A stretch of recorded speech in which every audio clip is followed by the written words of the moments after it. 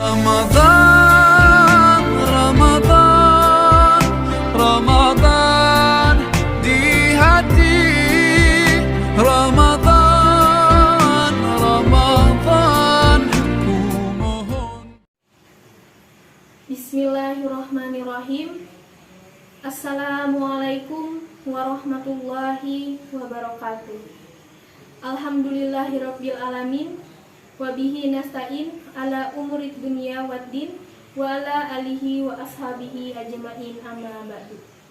Pertama-tama marilah kita panjatkan puji dan syukur kita kepada Allah Subhanahu wa taala yang masih memberi kita nikmat yang banyak, sehingga dengan nikmat-nikmat itu kita masih bisa melaksanakan perintahnya dengan baik.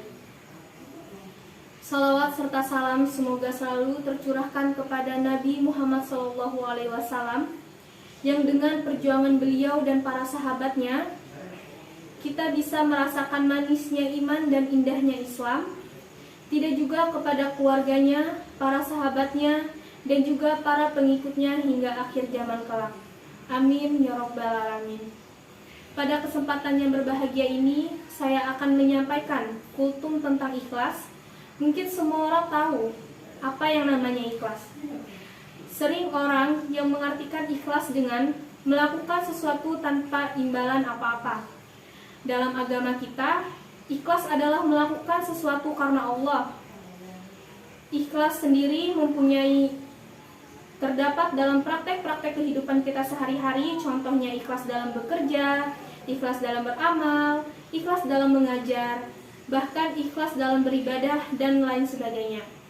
Nah, di sini contohnya apabila kita masukkan dalam konteks ibadah, maka ikhlas berarti melakukan ibadah karena Allah Subhanahu wa taala. Bukan yang lain, bukan karena ingin dipuji, bukan karena ingin terlihat soleh, tapi benar-benar semata hanya karena Allah. Allah berfirman dalam surah Al-Baqarah ayat 5 yang artinya, tidaklah mereka diperintahkan kecuali untuk mengikhlaskan agama untuknya. Ayat di atas menerangkan pada kita tentang berlaku ikhlas dalam beragama. Agama apabila dilandasi dengan ikhlas dan kejujuran akan runyam dan seolah tak berbekas. Orang sibuk memikirkan kepentingan diri sendiri tanpa sedikit pun menempatkan agama dalam prioritas hidupnya. Ikhlas dalam beragama menjadi sangat penting untuk pupuk dalam diri. Karena dengan ikhlas semua urusan akan menjadi lebih terang, mudah untuk dijalankan.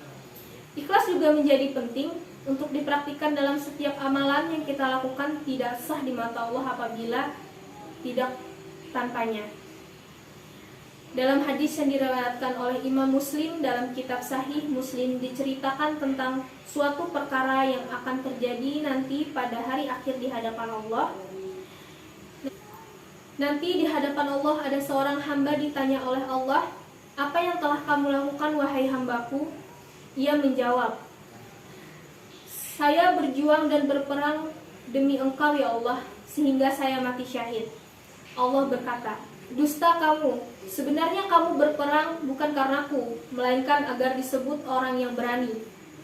Kini kamu telah menyandang gelar tersebut." Kemudian Allah memerintahkan agar dia dicampakkan dan dilempar ke neraka. Kutipan di atas adalah contoh orang yang beribadah dengan tidak ikhlas dan mengharapkan selainnya. Kisah ini menjadi tamparan keras bagi kita yang masih sering beribadah, melakukan sesuatu bukan karena Allah. Semoga kita termasuk orang-orang yang Allah lindungi dari hal-hal itu semua. Dalam beramal, ikhlas menjadi ukuran sebesar apa pahala yang kita dapat.